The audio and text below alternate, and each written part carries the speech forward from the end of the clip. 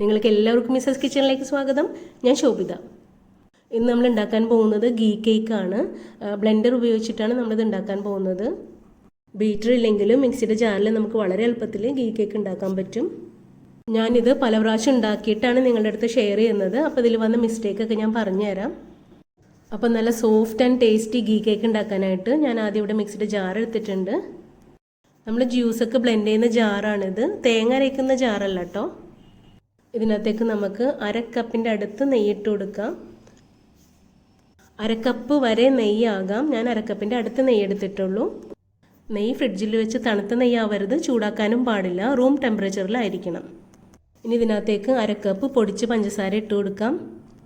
പഞ്ചസാര പൊടിച്ച് വേണം ചേർക്കാനായിട്ട്. അപ്പോൾ അരക്കപ്പ് ചേർക്കുമ്പം ലൈറ്റ് മധുരം നമ്മുടെ കേക്കിന് ഉണ്ടാകുള്ളൂ. മധുരം ഇഷ്ടമുള്ളവർക്ക് 2 ടേബിൾ സ്പൂൺ പൊടിച്ച് പഞ്ചസാരയും കൂടി ചേർത്ത് കൊടുക്കാം.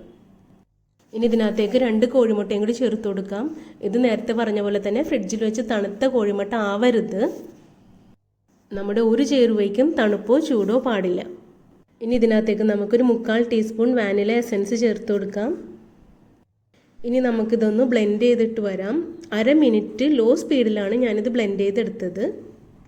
ഈ മിക്സ്ചർ ഒന്ന് ക്രീമി ആയിട്ടിരിക്കണം, അത്രയേ ഉള്ളൂ. നമുക്ക് ഈ മിക്സ് വേണമെങ്കിൽ മിക്സിയിൽ അടിക്കാണ്ട് ഹാൻഡ് വിസ്ക് ഉപയോഗിച്ചിട്ടൊന്ന് ബീറ്റ് ചെയ്തെടുക്കാം. പക്ഷേ അത് 8 മിനിറ്റ് മുതൽ 10 മിനിറ്റ് വരെ സമയമെടുക്കും ഇതുപോലെ ഒന്ന് ക്രീമിയായി കിട്ടാനായിട്ട്. ആ മിക്സിലേക്ക് ഡ്രൈ ഇൻഗ്രീഡിയൻസ് ചേർക്കുന്നതിന് മുമ്പ് നമുക്ക് 1-2 കാര്യങ്ങൾ ചെയ്ത് വെക്കാനുണ്ട്. അതിലൊന്ന് നമുക്ക് ഈ കേക്ക് മോൾഡ് ഒന്ന് ഗ്രീസ് ചെയ്തെടുക്കണം. ഞാൻ ബട്ടർ പേപ്പറല്ല വയ്ക്കുന്നത്. അപ്പോൾ ഈ കേക്ക് ടിന്നിൻ്റെ അകം മൊത്തം ഒന്ന് അല്പം നെയ്യ് ഒന്ന് പരട്ടി കൊടുക്കാം. എന്നിട്ട് ഇതിനകത്തേക്ക് 1 ടീസ്പൂൺ മൈദ ഇട്ടിട്ട് ഒന്ന് തട്ടി കൊടുക്കാം. അപ്പോൾ ഈ മൈദ ഈ പാത്രത്തിൽ എല്ലാ ഭാഗത്തും ഒന്ന് പിടിക്കട്ടെ. ഇനി കേക്ക് വേവിക്കാനായിട്ട് സ്റ്റൗവിൽ നമുക്ക് ഒരു സോസ് പാൻ വെച്ച് കൊടുക്കാം. അതിൻ്റെ അകത്ത് ഒരു ഗ്രിഡ് പ്ലേറ്റോ റിങ്ങോ വെച്ച് കൊടുക്കാം. എന്നിട്ട് ലോ ഫ്ലെയിമിൽ 10 മിനിറ്റ് ഒന്ന് പ്രീ ഹീറ്റ് ചെയ്ത് വയ്ക്കാം. ഇനി നമുക്ക് അടിച്ചു വെച്ച ക്രീമിലേക്ക് കുറച്ച് ഡ്രൈ ഇൻഗ്രീഡിയൻസ് അരിച്ച് ചേർക്കാനുണ്ട്. അപ്പോൾ ആദ്യം നമുക്ക് 1 കപ്പ് മൈദ ഇതിനകത്തേക്ക് ഇട്ട് കൊടുക്കാം. ഒരു 1/4 ടീസ്പൂൺ മുതൽ 1 ടീസ്പൂൺ വരെ ബേക്കിംഗ് പൗഡർ ചേർത്ത് കൊടുക്കാം. ഒരു നുള്ളു ഉപ്പും കൂടെ ചേർത്ത് കൊടുക്കാം.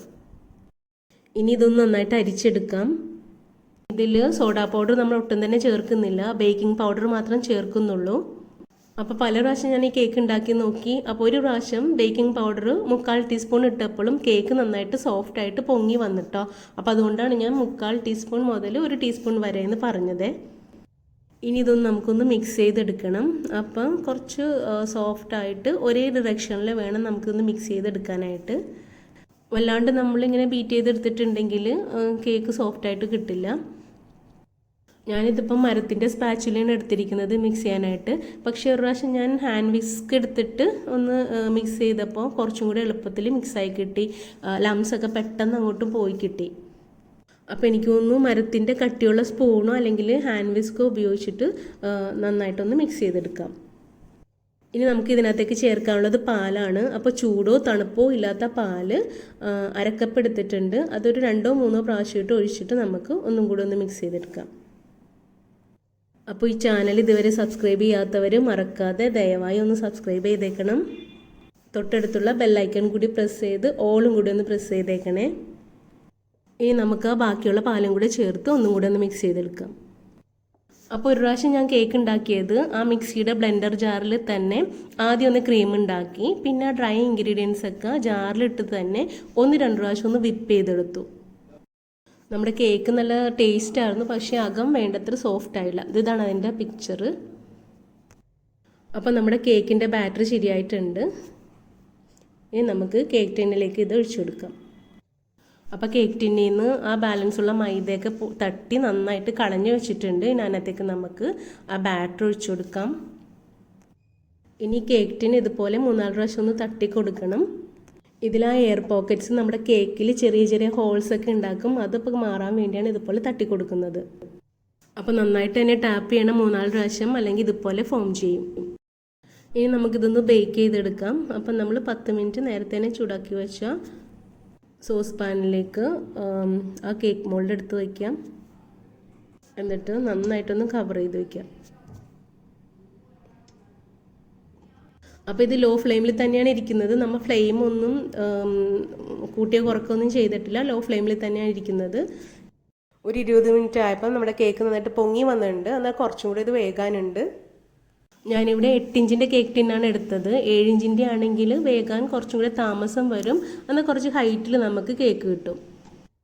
ഈ കേക്കിന് അല്പം ഹൈറ്റ് കുറവാണെങ്കിലും 25 മിനിറ്റ് കൊണ്ട് ലോ ഫ്ലെയിമിൽ നമുക്കിത് പെർഫെക്റ്റ് ആയിട്ട് കിട്ടി. അപ്പോൾ ഇതിൻ്റെ സൈഡൊക്കെ കാണുമ്പോൾ തന്നെ നമുക്ക് മനസ്സിലാവും ഇത് വെന്ത് വന്നിട്ടുണ്ടെന്ന്. സൈഡിലെ കളറൊക്കെ ചേഞ്ച് ആയിട്ടുണ്ട്. നമുക്കിനി ഇതൊന്ന് മറിച്ചിട്ട് നോക്കാം. അപ്പോൾ ബേക്കറിയുടെ അതേ ടേസ്റ്റിൽ നല്ല അടിപൊളി കേക്ക് റെഡി ആയിട്ടുണ്ട്. നിങ്ങളെല്ലാവരും ഇതുപോലെ നെയ് കേക്ക് ഉണ്ടാക്കി നോക്കണം. നിങ്ങളുടെ അഭിപ്രായങ്ങളും നിർദ്ദേശങ്ങളും എന്നെ കമൻറ്റ് ബോക്സിൽ അറിയിക്കണം. ഈ വീഡിയോ ഇഷ്ടമായാൽ ലൈക്ക് ചെയ്യാനും ഷെയർ ചെയ്യാനും മറക്കരുത്. Thank you.